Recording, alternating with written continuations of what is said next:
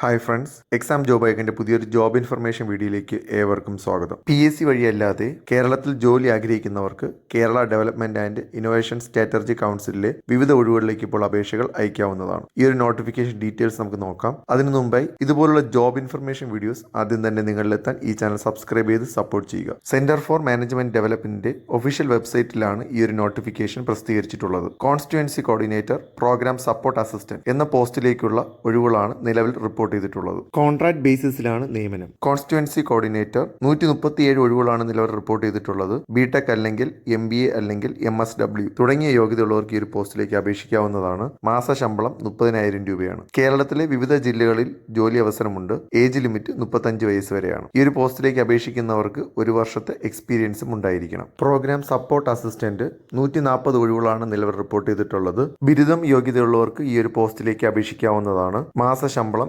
20,000 രൂപയാണ്. കേരളത്തിലെ വിവിധ ജില്ലകളിൽ ജോലി അവസരമുണ്ട്. ഏജ് ലിമിറ്റ് 35 വയസ്സാണ്. സെലക്ഷൻ പ്രോസസ് റിട്ടേൺ ടെസ്റ്റും സ്കിൽ ടെസ്റ്റും ഉണ്ടായിരിക്കും. ഇതിൽ ഷോർട്ട് ലിസ്റ്റ് ചെയ്യപ്പെടുന്ന കാൻഡിഡേറ്റ്സിന് ഇന്റർവ്യൂ ഉണ്ടായിരിക്കും. അതിനുശേഷം മെറിറ്റ് ലിസ്റ്റ് പ്രഖ്യാപിക്കുന്നതാണ്. അപേക്ഷകൾ അയക്കേണ്ട അവസാന ദിവസം നവംബർ 13-ാം തീയതിയിൽ നിന്നും നവംബർ 30-ാം തീയതിയിലേക്ക് മാറ്റിയിട്ടുണ്ട്. ഇതുവരെയും അപേക്ഷിക്കാത്തവർക്കും അപേക്ഷിക്കാൻ മറന്നുപോയവർക്കും പുതുതായി അപേക്ഷിക്കാൻ താല്പര്യമുള്ളവർക്കും നവംബർ 30-ാം തീയതിക്ക് മുമ്പായി ഓൺലൈനായി അപേക്ഷിക്കാവുന്നതാണ്. കൂടുതൽ വിവരങ്ങൾക്കായി വെബ്സൈറ്റ് സന്ദർശിക്കുക. വെബ്സൈറ്റ് ലിങ്ക് ഡിസ്ക്രിപ്ഷനിൽ ഉൾപ്പെടുത്തിയിട്ടുണ്ട്. ഇതുപോലുള്ള ജോബ് ഇൻഫർമേഷൻ വീഡിയോസ് ആദ്യം തന്നെ നിങ്ങളിലെത്താൻ ഈ ചാനൽ സബ്സ്ക്രൈബ് ചെയ്ത് സപ്പോർട്ട് ചെയ്യുക.